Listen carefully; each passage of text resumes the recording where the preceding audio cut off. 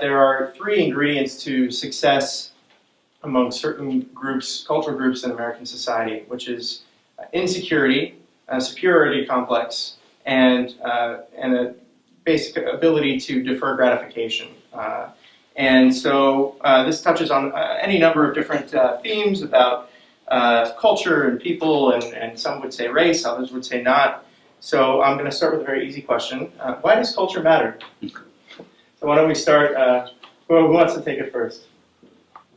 Well, you know, people have been puzzling about group success for a long time, thousands of years.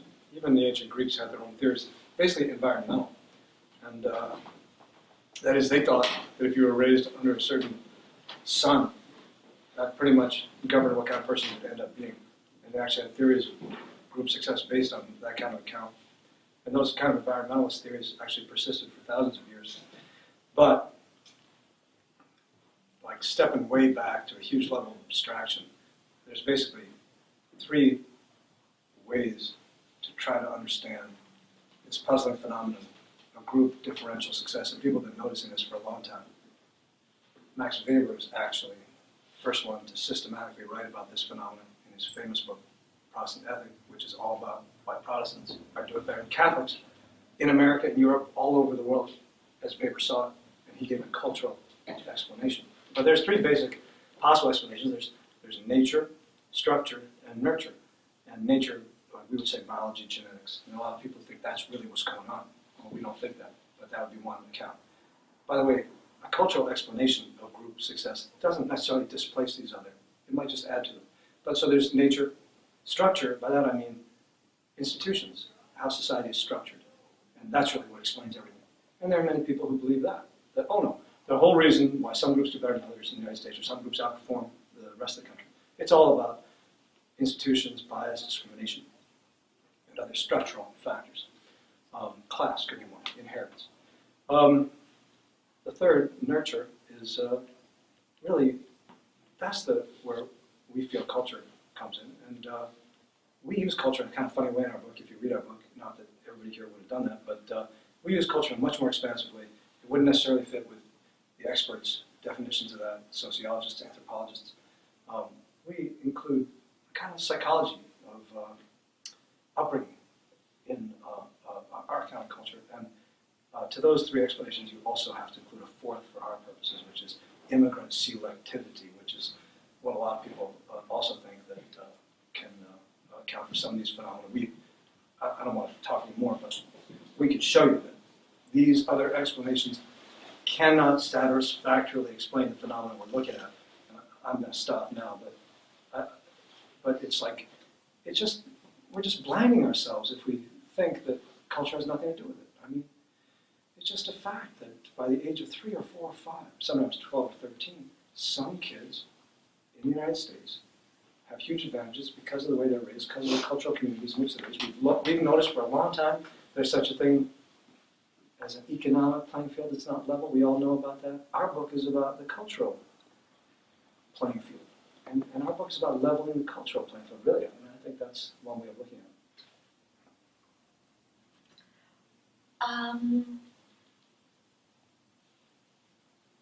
Well, David, what do you? I mean, you're That's it. That's what you got. No, I mean, I don't want to just repeat what Jed said. I mean, it's been interesting that this book has been so controversial. Because Jed just ran through. We get all kinds of secret emails from people with,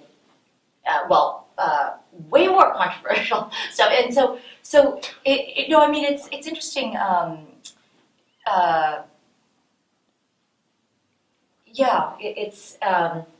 don't want to just repeat what Jed said, but it seems to me that in some ways, a lot of the people that are saying, "Oh my God, you're making a cultural stereotype." Like here's one thing that has been said. It took me a while to even understand it because the charges of cultural racism. I just when I kind of read it carefully, it was if you say that make a statement like Asian Americans. I'll just make this up, spend 70% more time doing homework. And that's why they do better in school. That seems like a no-brainer that you should be able to say that. But that is one of the things that is said to be making a cultural stereotype to say that Cultural racism. cultural racism, that some groups are engaging in behavior that is leading them to be more successful. And this is why it's confusing to me, because I feel like it's actually a very politically correct and sort of more humanizing thing, which is like, this is accessible. It's not, we're saying it's not genetic. I mean, we don't get into it. Like, I think the triple package is consistent with some genetic accounts. It's just that's not our theory. That is, if some groups were to be genetically superior, that could contribute to their superiority complex, but that's not what we say. So to me, it's the kind of politically correct view, which is like, you can't talk about this, it's all discrimination, is actually much more dehumanizing, because it's essentially saying that poor groups, poor societies, poor communities have no agency over what they can do. There's nothing they can do, because if you think it's all, the only reason the Cubans are rich is because they came over with doctors' kids, and the only reason these people are poor is because they're discrimination. There is literally nothing an individual family can do, an individual teacher can do, an individual person can do. So that's why I think Jed put it very nicely. The way we're using culture is not, and we do a giant 2-page footnote, is not some essentialist, like, Hindu culture that only people from this, continent can have, or some 3,000-year Confucian tradition. It's really a set of behaviors and mentality and just kind of, really behaviors and attitude that I think can be imparted to anybody, and so we dare to say the wild thing that certain behaviors and attitudes lead to more, let's say, academic success or economic success. To me, it's astonishing that is controversial. Like, you talk to school teachers, public school teachers. I'll just say this one thing, and then I'll let David talk. I've been saying this a little bit on TV, but it's a true. I got an email from a Hispanic, Mexican-American public high school teacher in Southern California. And he said, I just read the triple package, or whatever, the article, and it's so interesting. And he said, I just can't understand all this controversy. I'm a public high school teacher, and I think about culture and success all the time. I look around at my students, and my Asian immigrant students, some of them incredibly poor, like their parents are illiterate, just study differently. They have different attitudes that clearly results in them doing better at school. So when he said to me, so I told my son, my Mexican-American son, we're going to copy everything they're doing, And the email was like, and my son is a straight A student, he just got this scholarship to Fullerton, whatever. And that's all we mean by culture, right? That there are, and that's what I mean by, I don't think it should be so controversial. Like, this is, and I'm not trying to say that everybody can do this, like any inner city. Of course, the hill is much steeper for some, and for some people it will be impossible. It's ridiculous to say just study 2 hours more. But for some not insignificant portion of the population, I think this is just more information that they can choose to take advantage of or not. Okay, so I guess the way I'd express it is, I'm going to get the numbers wrong because I haven't looked at this research for a long time, but one way of thinking about human cognition is that the human mind can process about 4 million pieces of information in a minute, of which we're consciously aware of, say, 150. So most of our cognition is unconscious.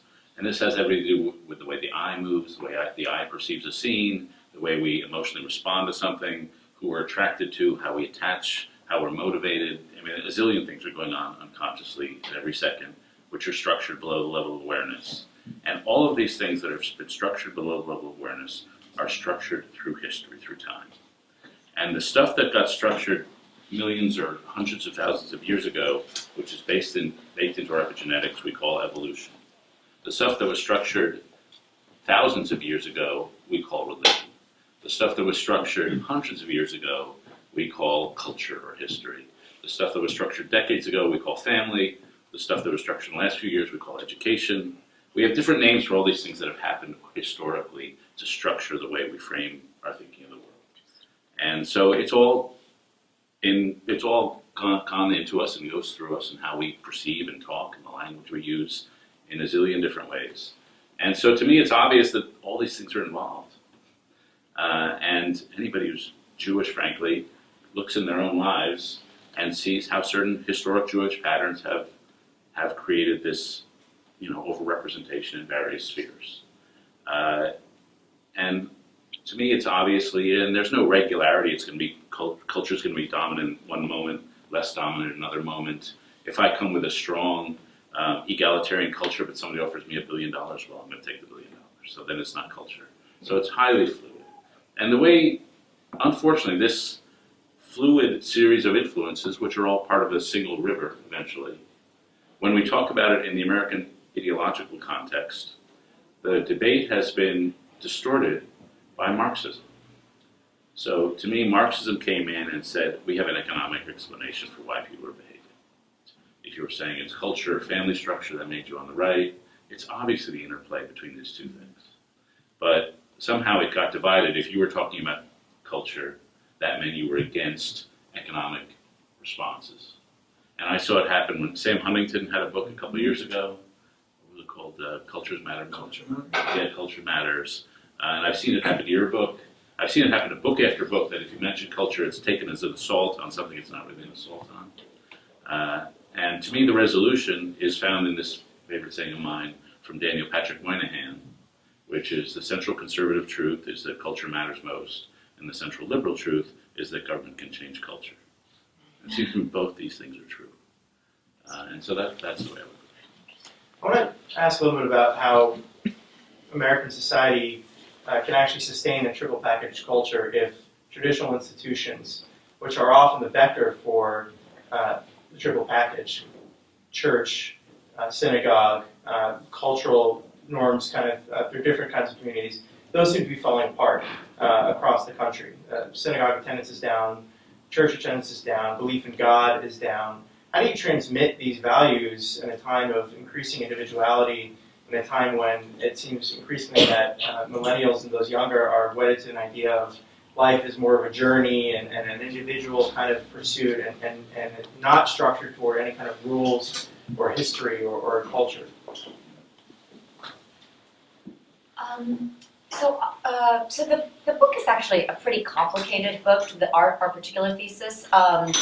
It's a little bit more of a celebration of this a kind of a process of creative destruction. So it isn't, despite the media, it isn't just straight.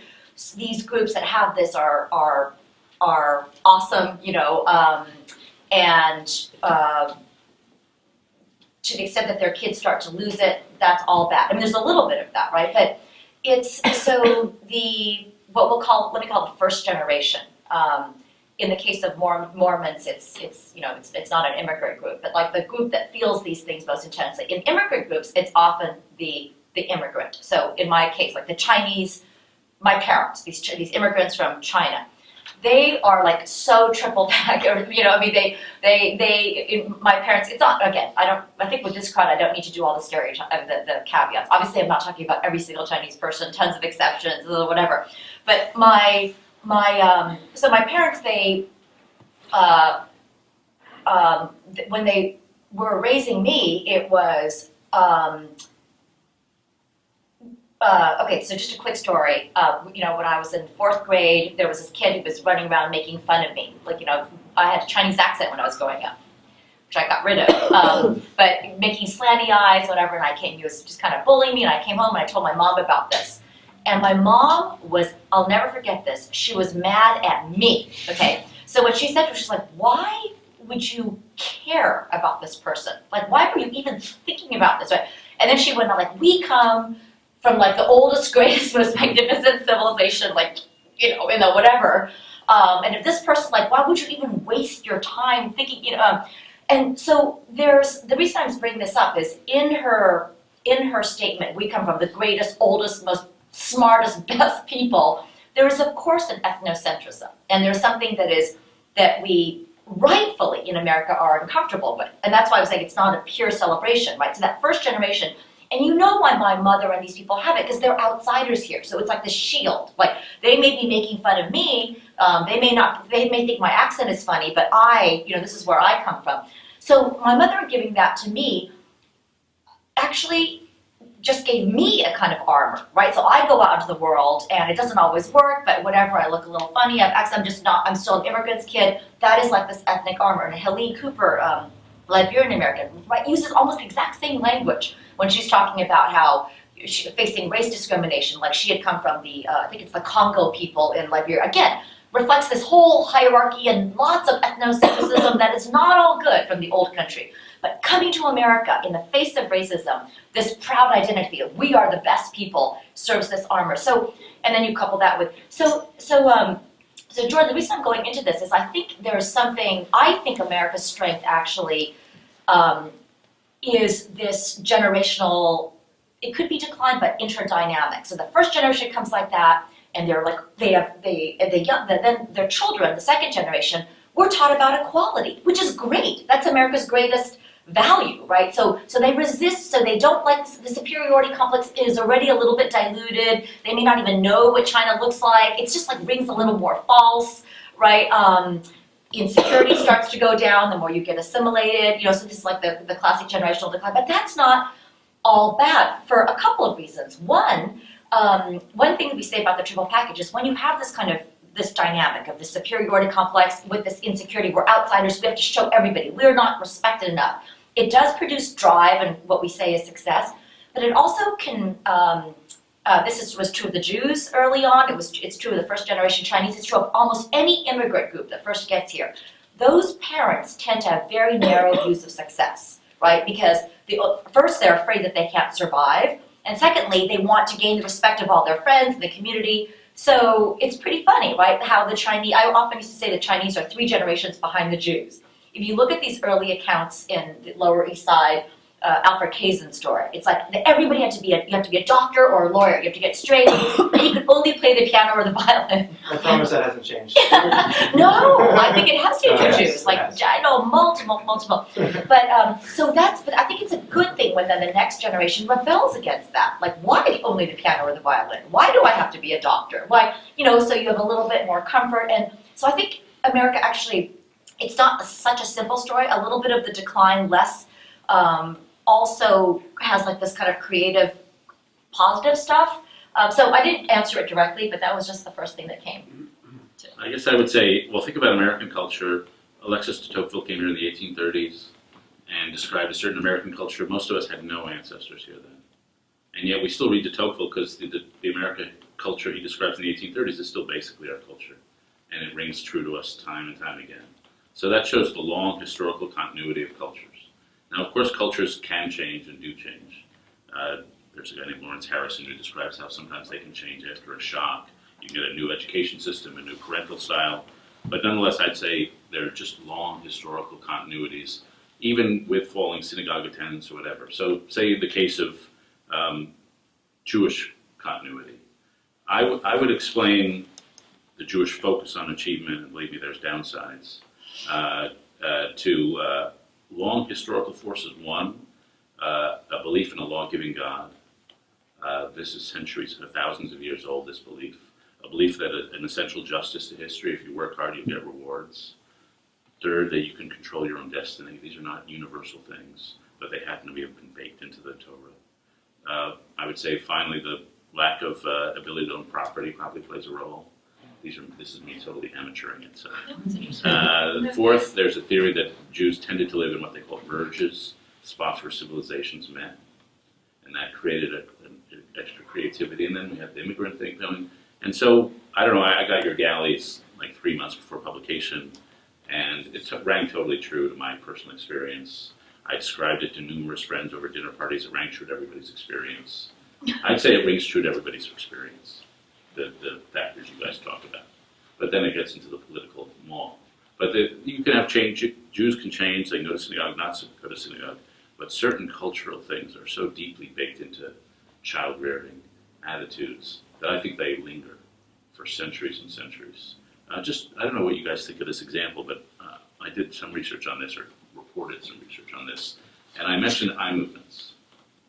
And so there are a couple studies of this. They take Americans and Chinese people and have them look at a fish tank. And the Chinese eyes move across the fish tank, look at all the vegetation in the tank, how the fish are all moving. The American eyes just pick out the biggest fish. Because we just have a more individualistic frame. And a similar study, they took tourists looking at the Mona Lisa, and they measured their eye saccades, the movement of these eyes. And once again, the Chinese eyes were going all over the painting. The American eyes were looking at eyes and mouth. Just much more focused visual patterns. And so that's something you can actually see and measure that's cultural, based on a more individualistic thing. And then the Americans were much more perceptive about their mouth and our eyes, but the Asian eyes were more contextual. And so that's something that you could measure and test and you get data out of. And it's a measurable, unconscious cultural bias. Well, so the first thing I want to say is thank you to David Brooks for, just for being here and talk about our book, but I forgot what a pleasure it is to listen to you, so first thing, thanks.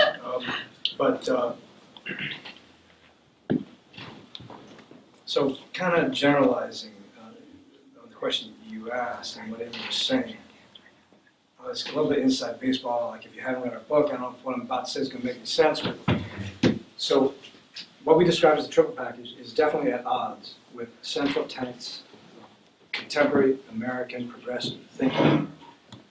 One thing that these group superiority complexes have definitely run into a huge, American, battering rams. Like, there's no such thing as group superiority. There's no such thing. Now, we celebrate this. We're not against it. But that means that American culture is always going to be, to some extent, at odds with, I don't know if secularization, people not going to synagogue, is something like the core beliefs that the triple package rests on run against core beliefs of American culture, some of which we should and do support. But anyway, so triple package insecurity runs up against this contemporary American, just feel good by yourself. And impulse control kind of runs up against, an American, just do what you want right now, live in the present, instant gratification. So, some of the things that the triple package collides against are great. We shouldn't believe in group superiority. That's probably a bad thing to believe in. But these other two things that have pulled America away from its own triple package, I think what we say in our book is we shouldn't necessarily, maybe it's time to claw our way back a little bit. So we discussed a national triple package and these group triple packages. And you could say the national triple package is just like a metaphor, but we meant this triple package set like this to be much more broadly applicable, not just ethnic groups, but many other different kinds of groups too, and to nations as well.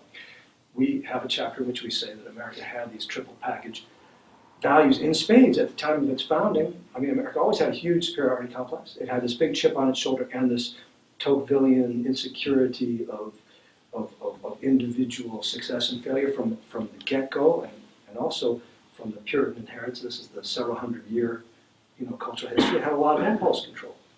And we think that we've moved away from some of those in some respects. And, but, at a national level, and I'll stop here, but could you have a national superiority complex that was inclusive and not like the ethno ones that are actually in some ways prejudiced and intolerant? All the group superiority complexes really have a danger of really being just very prejudiced.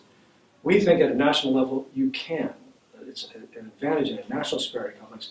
It's possible, at least in theory, for the nation's superiority complex to be based on its inclusivity and its tolerance, democracy, hard work, a lot of things that are not ethnically divisive. And so, of course, we argue that if America could get its triple package back, the way to aspire, the reason to be behind that, if we are to favor that, would be only if America can define its superiority complex, not in terms of like belligerence and imperialism, but more in these sort of typical liberal terms that I just mentioned. So I think it's a good time to open it up for a couple questions, and we can move upstairs. John? So how would you say that you have, the triple package and whatnot turn into a positive direction for society, and what would you say is something concrete that could be done over the coming years, as opposed to just kind of having it be a shibboleth for like one viewpoint or another? So impulse control is the easy way to answer this. And here we're on, I think, not very controversial ground. There are these studies that show that this is the one deferred gratification, perseverance, grit, these are things that can be instilled in anybody, but that it has to be done at a young age, which goes back to this why it's cultural, in family. So if you start when they're 14, so one concrete thing is this, our book is consistent with the people who want a certain form of, early intervention. Other concrete things, I don't want to, it isn't a how-to book, okay, so, and that's very important because when David said your little reference of Jewish success but not all good, this is where it relates to the Tiger Mom book, right? I think this was in the New York Times excerpt we had, but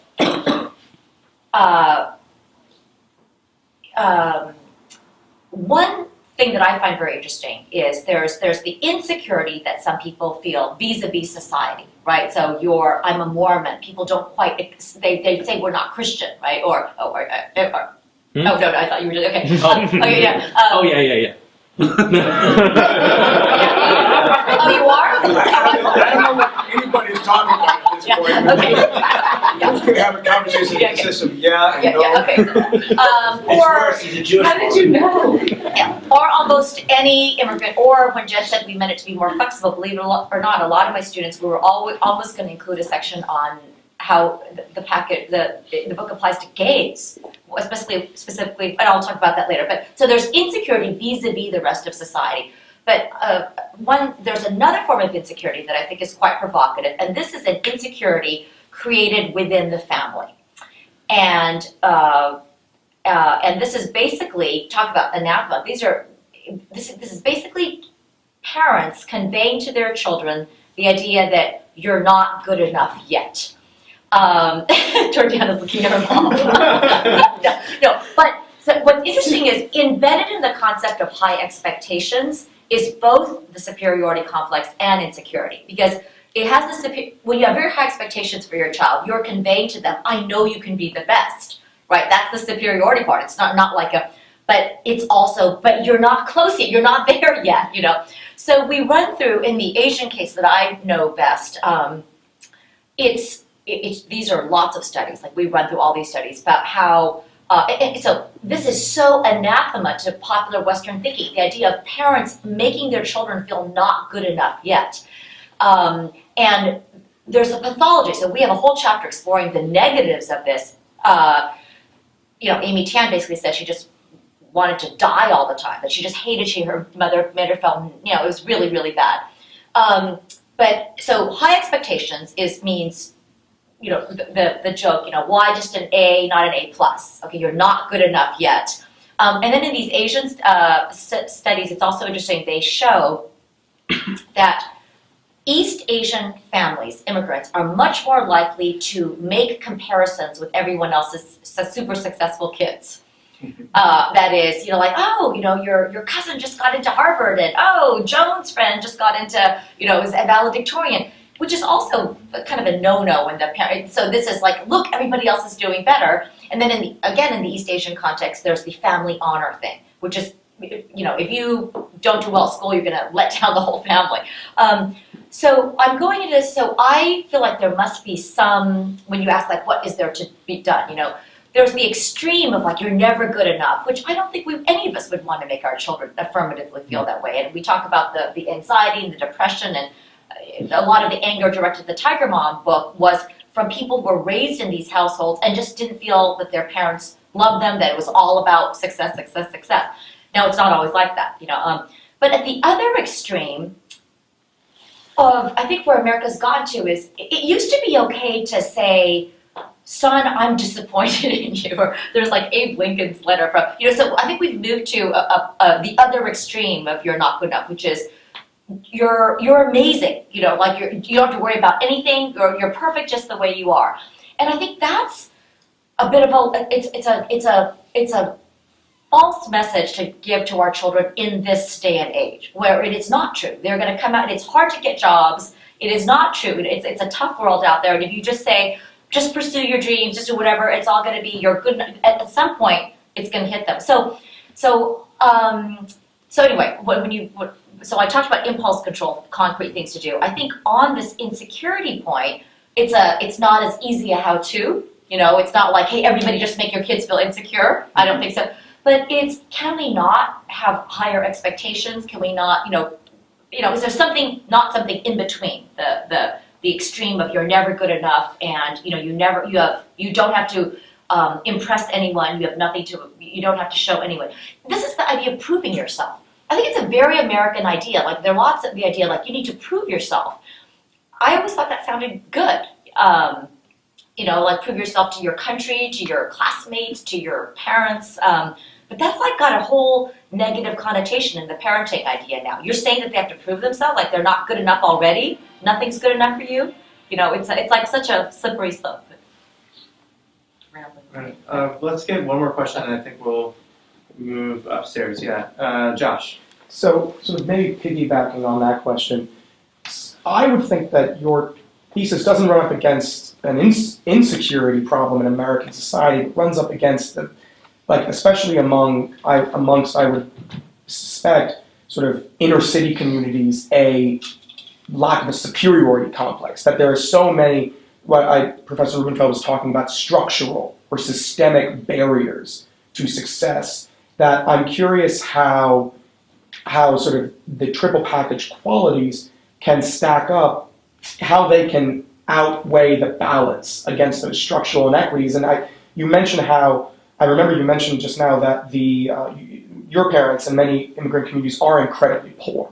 They are impoverished. Their parents often are illiterate. And so I'm wondering what you think, you could see those two scenarios, illiterate, poor immigrants and inner city youth, as being somewhat similar, and yet you're seeing different patterns of achievement. And I'm wondering where you think the difference lies. Really interesting. You want to take that first? Well, there's so much to be said here, but the main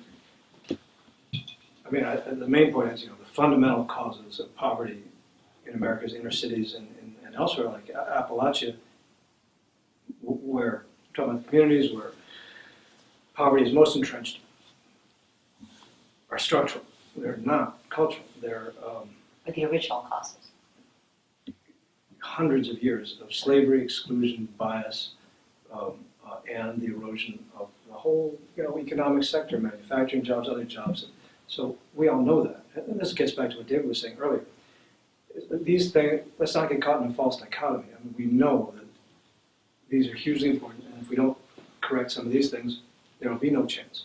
But let's not assume that that's all there is, that those are the only causes. On our view, those same things that cause cause poverty over time, cause poverty to be so widespread in these groups, and can also have culturally damaging effects. There's ever an attempt by Americans to crush the superiority story out of a certain group, and you see this both in Appalachia and in America's inner cities.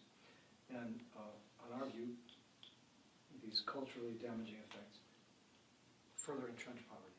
They didn't cause it. They weren't the causes of poverty, but they further entrench. They make it harder. It's very, now, families can have their own superiority stories. People can write their own scripts, and families can defy the master narrative that some society is trying to impose on them. But it's just much harder. It's way easier for that family culture to buy into a superiority story, for your mom to tell you that. If that's what she learned, and that's what everybody else in the community thinks, and she has all this reference for it, and so it's just much harder. Can I just two quick things? Really interesting question. There's this, everybody knows about the famous marshmallow test, but I think the most interesting study we described is what we're calling the reverse marshmallow test.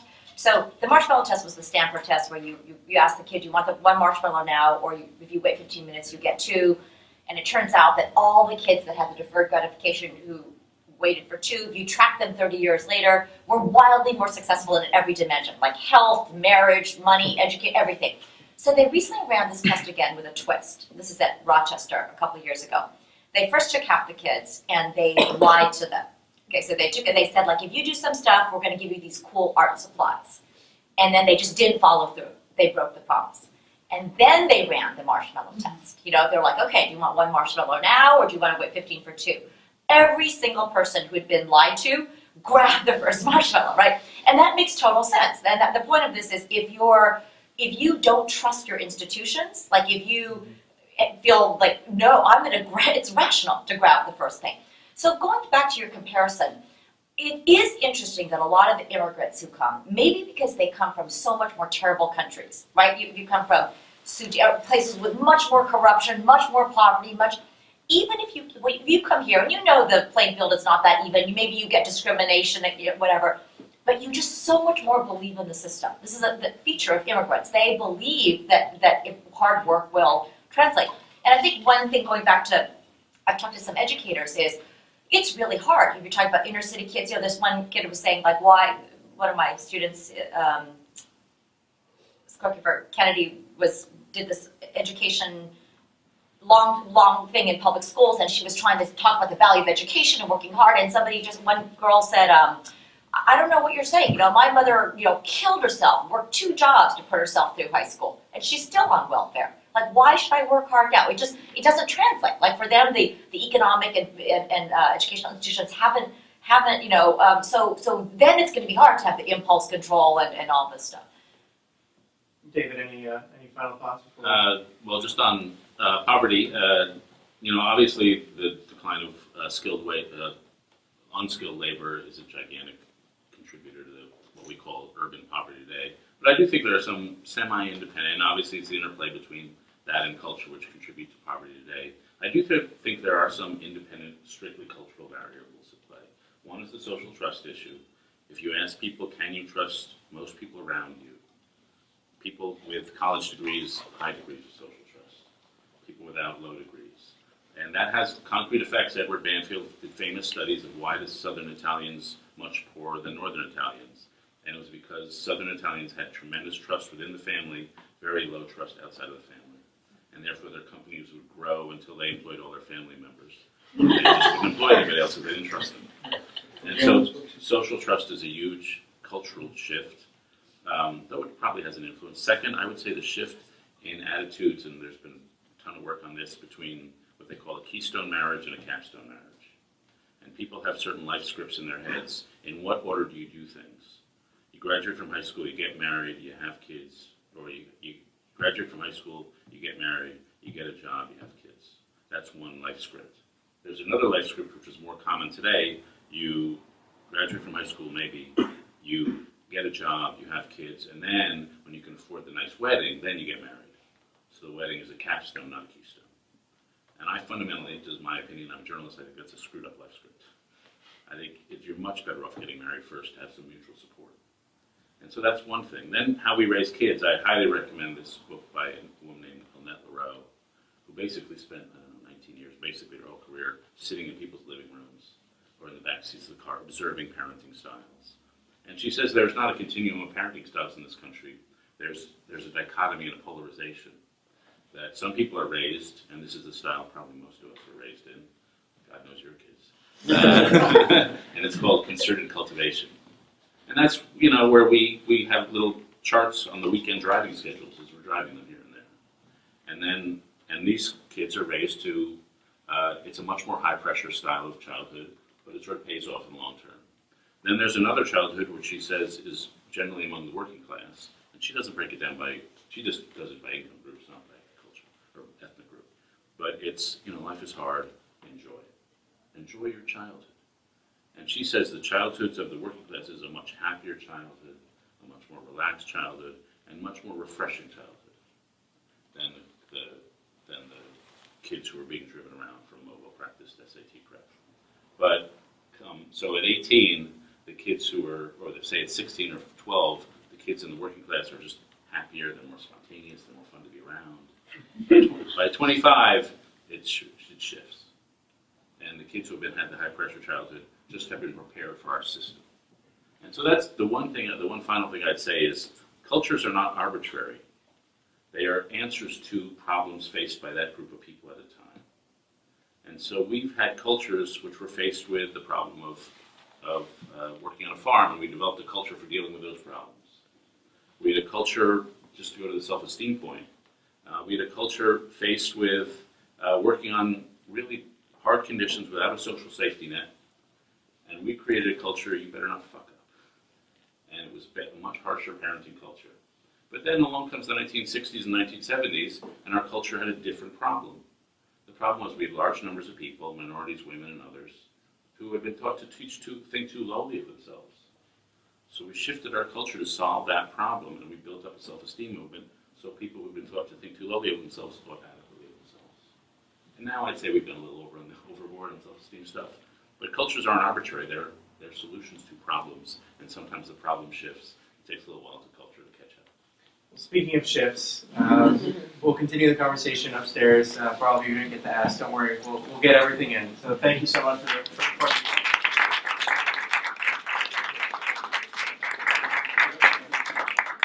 And everyone, there'll be little place cards with the names on it. Just circle around the table and find where you're at.